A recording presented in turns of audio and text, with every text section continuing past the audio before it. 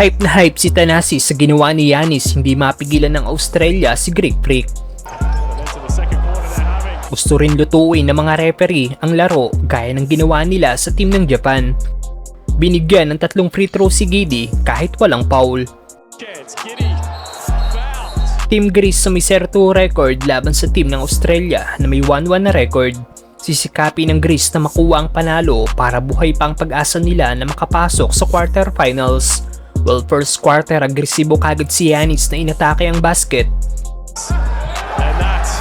First quarter pa lang gusto na kagad ni Giannis makapag-establish sila ng lead sa Australia. 7 minutes sa paglalaro, mayroon na kagad 8 points, 3 rebounds, 2 assists at 1 steal si Greek Freak. Kita na ang pagod ng 2-time MVP, matulungan lang ang kanyang team na makuha ang una nilang panalo sa Olympics. Para naman sa team ng Australia, si Patty Mills nga pong gumagawa na may 8 points na kagad sa laro. Kabilang pa ang corner 3-point shot na ginawa nito. Nagtapos ang unang quarter, 1 puntos na lang ang lamang ng Greece matapos ang 3 free throw na ginawa ni Josh Giddey. Na ayon sa mga fans, walang foul na nakomit ang player ng Greece dahil kita na walang contact na nangyari. Parang noong laban lang ng Japan sa France noong nakaraan na nagresulta sa pagkatalo ng Team Japan. Second quarter, dito na nagsimulang gumawa ng run ng Greece matapos ang maraming turnover na nakomit ng Australia.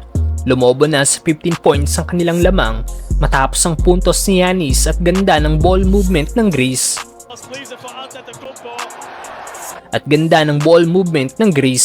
Na-maintain ng Greece ang kanilang double-digit lead noong second quarter kung saan 3 player na ng Greece ang may 10 plus points. Para naman sa first 5 ng AU, wala pa sa kanilang team ang may 10 points. Kahit 2 player na ng Australia, nagtapos ang first half may 17-point lead na ang team ng Greece. Leading si Giannis sa may 15 points, 5 rebounds, 2 assists at 1 steal. Kasunod si Walkup na may 13 points at Mitoglu na may 11 points. Para naman sa AU, may tig 8 points na sina Landale at Patty Mills.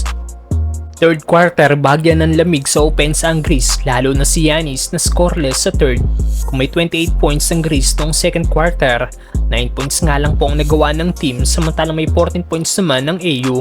Dahilan para mapababa nila sa 12 points ang lamang ng Team Greece.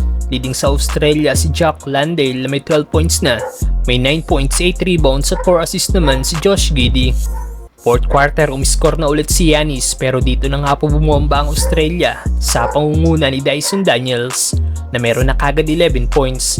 Napababa na ng AU sa 2 points ang lamang ng Greece matapos ang punto si Patty Mills. Pero sa uli, nakuha pa rin ng Greece ang panalo, si score 77-71, buhay pa ang pag-asa nila na makapasok sa quarterfinals.